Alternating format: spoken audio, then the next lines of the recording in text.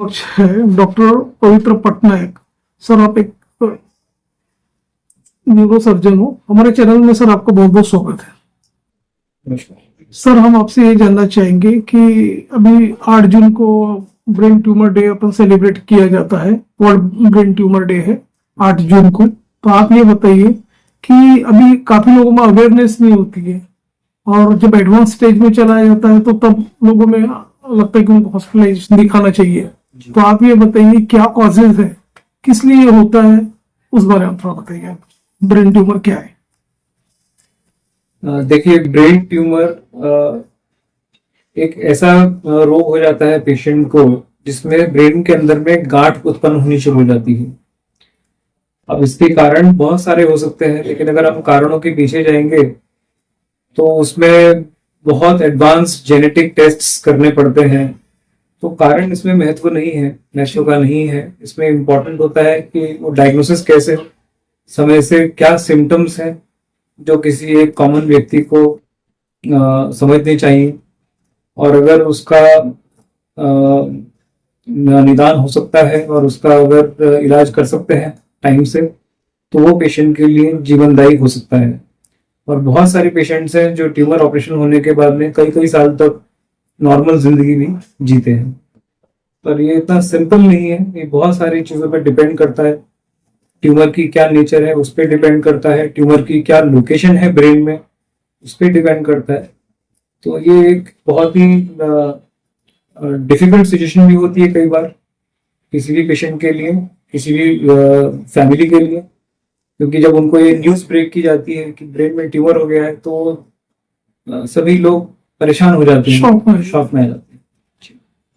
तो सर, जैसे कि आपने बताया कि मतलब ब्रेन ट्यूमर का किस तरह से नेचर होता है, तो आप ये भी बताइए कि जैसा ब्रेन ट्यूमर हो गया ऐसे पेशेंट को पता चलता है, उनके रिलेटिव्स को पता चलता है, तो गोल्डन आवर्स क्या होता है जब वो एडवांस स्टेज में आता है, सर्जरी के स्टेज में आ जाता है, तो गोल्डन आवर्स क्या होता है, कब तक उनसे दिखाना पड़ता है उसको? 2 प्रकार की किस्में होती हैं जी। किसी भी ट्यूमर को अगर हम देखें, ब्रेन में ही नहीं, शरीर में कोई भी ट्यूमर अगर है तो उसकी 2 प्रकार की नेचर होती है। एक होता है जल्दी जल्दी ग्रो करने वाला, जिसको हम न्यूप्लास्टिक या कैंसरस ट्यूमर बोलते हैं। ट्यूमर मतलब गांठ। दूसरा होता है धीरे धीरे बढ़ने वाला, जिसको हम बेनाइन ट्यूमर बोलते हैं, या जो शरीर में बहुत साल लगा देगा बढ़ने के लिए। तो ऐसे जो ट्यूमर जो बहुत साल लगा देते हैं उनका मालूम आदमी को जब पड़ता है, इंसान को जब पड़ता है जब उसका साइज बड़ा हो जाता है। और जब साइज काफी बड़ा हो जाता है तो उसमें ब्रेन के ऊपर प्रेशर सिम्टम्स जनरेट हो जाते हैं। क्योंकि आपको मालूम है हमारा दिमाग जो है एक क्लोज्ड कंटेनर में है, स्कल जिसको बोलते हैं, ये सब हड्डी है उसके अंदर में हमारा दिमाग है। और जब वो गांठ बढ़ती है तो ब्रेन उस गांठ की वजह से दबने लगता है। तो ब्रेन एक तरह समझ लीजिए कि वायर्स का नेटवर्क है। जब ये नेटवर्क हमारा दबता है ट्यूमर से, तब उससे रिलेटेड सिम्टम्स पैदा होते हैं, जैसे सर में दर्द होना, उल्टियां होना, और जिस जगह पे वो ट्यूमर मौजूद है उससे रिलेटेड जो भी फंक्शन है हमारे शरीर का, वो हमारा फंक्शन चले जाने लगता है। जैसे कि अगर लेफ्ट साइड का ब्रेन है और लेफ्ट साइड के ब्रेन में ट्यूमर है, तो राइट साइड के हाथ पैर के अंदर में पैरालिसिस या लकवे का असर आना शुरू हो जाएगा।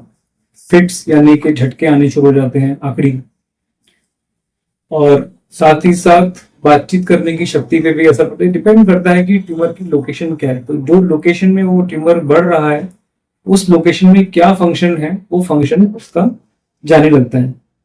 तो पेशेंट को मालूम पड़ता है। कभी कभी हमारे पास में पहली बार व्यक्ति आता है 25 साल 30 साल किसी भी उम्र के अंदर में आता है, बोलता है सर हमको फिट आई थी। तो जब पहली बार किसी को फिट आती है ऐसी उम्र में 17-18 साल के बाद, तो ये एक तरह से इंडिकेशन होता है कि ब्रेन में कुछ प्रॉब्लम हो सकती है। तो अब हमको स्कैन करना पड़ता है, ब्रेन का MRI स्कैन करना पड़ता है या CT स्कैन करना पड़ता है।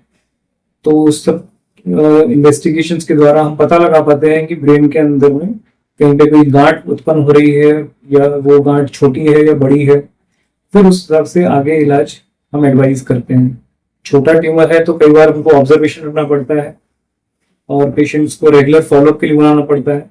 अगर साइज बड़ा है और हमको लग रहा है कि उससे जीवन के ऊपर धोखा बन रहा है, तो हमको उसको ऑपरेशन करके निकालना पड़ता है। बट ब्रेन के अंदर में सबसे इम्पोर्टेंट है कि जैसे हमारे अगर मान लीजिए लिवर में तो वहां पर कीमोथेरेपी आपने सुना होगा, जैसे मेडिकल ट्रीटमेंट से हम इलाज कर सकते हैं या रेडियोथेरेपी से भी हम इलाज कर सकते हैं।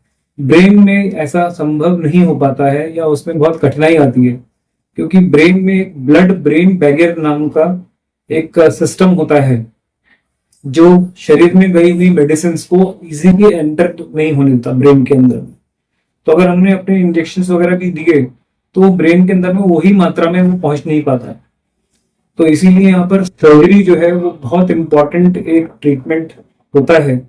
और सर्जरी के बाद में फिर हम एडजुवेंट थेरेपी में कीमोथेरेपी भी थोड़ा बड़ा दे सकते हैं पेशेंट्स को, या रेडियोथेरेपी रेडिएशन थेरेपी से भी हम ट्रीटमेंट करते हैं। तो adjuvant therapy after the surgical treatment हम ये यूजुअली ऑफर करने की कोशिश करते हैं। कौन से पेशेंट्स में? वो पेशेंट्स में जिसमें ट्यूमर कैंसरस हो, जिसको जल्दी बढ़ने की क्षमता हो। जो पेशेंट्स के अंदर में ट्यूमर बेनाइन किस्म का होता है, उसमें केवल सर्जरी से ही काम चल जाता है। अगर हमने ट्यूमर पूरा निकाल दिया तो वो आमतौर से बढ़ता नहीं है। ऐसे बहुत सारे पेशेंट्स हैं जो हमारे पास में आते हैं जिन्हें हमने क्रिकेट की गेंद के बराबर ट्यूमर निकाले हैं, पूरे इंटैक्ट ट्यूमर्स निकाले हैं, और आज वो बड़े बड़े ओहदों पे काम करने वाले कोई, लेकिन वकील वगैरह भी हैं मेरे पेशेंट्स जिनके बड़े बड़े ट्यूमर्स थे, रिमूव करने के बाद में आज 5-5 साल 10-10 साल हो गए हैं। They are leading absolutely normal life. आप चलते चलते आप ये भी बताइए कि आफ्टर सर्जरी, जैसे कि आपने बताया, तो जो पोस्ट मैनेजमेंट का जो पार्ट आता है मेडिकेशन का, तो ये किस तरह से होता है, उस बारे में बताइए। ये सब चीजों की जानकारी दी जाती है पेशेंट्स को, क्योंकि हम जब ऑपरेशन करते हैं तो हम ऐसे पेशेंट्स को कुछ मेडिसिन पे भी रखते हैं जिनसे फिट्स नहीं आते ऐसे पेशेंट्स को। क्योंकि जब कभी भी ब्रेन के ऑपरेशन किए जाते हैं तो ब्रेन को डिस्टर्ब किया जाता है, जबकि वो डिस्टर्बेंस हम एकदम मिनिमम लेवल पे करते हैं। पर जब कभी भी इस तरह की सर्जरीज की जाती हैं तो ऐसे पेशेंट्स के ब्रेन बहुत जल्दी उत्तेजित होने की क्षमता रखते हैं। उत्तेजित होने का मतलब ये है कि उसमें समझ लीजिए कि स्पार्क्स जनरेट होते हैं। एक common example, common lemon terms में अगर मैं बोलूं तो उससे फिट्स या एपिलेप्सी या कन्वर्जन आने के खतरे भी किसी किसी को हो सकते हैं। तो हमें कुछ मेडिसिन का सहारा लेना पड़ता है। सूजन कम करने के लिए भी, ब्रेन के अंदर में कुछ सूजन डेवलप होती है ट्यूमर्स के कारण, तो उसको कम करने के लिए भी हमको कुछ मेडिसिन का सहारा लेना पड़ता है। बट एक बार अगर ट्यूमर पूरा निकल गया तो ये मेडिसिन टेम्परेरी लेवल पे ही दी जाती हैं। उसके बाद में वो नॉर्मल व्यक्तियों की तरह जी सकते हैं। कुछ ट्यूमर्स ऐसे होते हैं जहां पर रियली हम अनफॉर्चुनेट मानते हैं अगर ऐसा हुआ, तो जो ट्यूमर्स बहुत जल्दी बढ़ने की क्षमता रखते हैं, जैसे ग्लायोब्लास्टोमा मल्टीफॉर्म एक नाम का ट्यूमर होता है।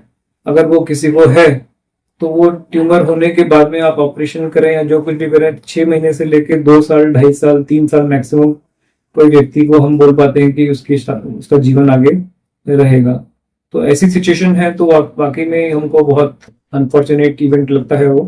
बट अदरवाइज न्यूरोसर्जरी ने अभी इतने एडवांसेस कर लिए हैं कि डिफिकल्ट से डिफिकल्ट लोकेशन के अंदर भी हम खतरनाक से खतरनाक ट्यूमर्स को भी अच्छे से रिमूव करवाते हैं। तो टेक्नोलॉजी हमारे साथ में है, स्किल्स हमारे साथ में है, एडवांसमेंट्स जो है वो हमारे साथ में, बट ये सारे के सारे ऑपरेशंस एक अच्छे एडवांस न्यूरोसर्जिकल सेंटर में ही किए जा सकते हैं।